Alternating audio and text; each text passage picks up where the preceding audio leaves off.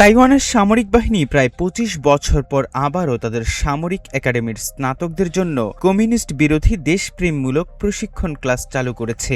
দেশটির প্রতিরক্ষা মন্ত্রণালয় রোববার এ তথ্য জানিয়েছে। প্রতিরক্ষা মন্ত্রণালয় বলছে, চীনের ক্রমবর্ধমান সামরিক চাপ ও অনুপ্রবেশ ঝুঁকির কারণে এই সিদ্ধান্ত নেওয়া হয়েছে। এর আগে ২০০২ সালে এই ধরনের আনুষ্ঠানিক কমিউনিস্ট বিরোধী দেশপ্রেম শিক্ষা বন্ধ করে এর নাম পরিবর্তন করে দেশপ্রেম শিক্ষা রাখা হয়েছিল।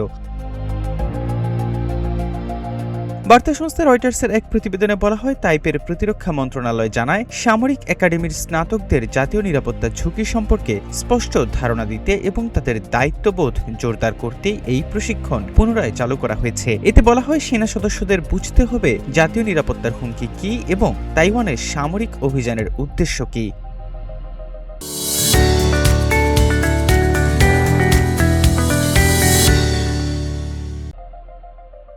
তাইওয়ানের কর্মকর্তারা জানান, চীন নীতি নির্ধারণে যুক্ত বিভিন্ন সরকারি সংস্থা, mainland affairs council, national security council, বিচার মন্ত্রণালয় এবং গবেষণা প্রতিষ্ঠান একাডেমিয়া সিনিকা এই প্রশিক্ষণে লেকচার দেবে। তারা আরও জানান, এর লক্ষ্য হল স্নাতকদের মধ্যে শত্রু ও মিত্র সম্পর্কে একটি সুস্পষ্ট ধারণা তৈরি করা।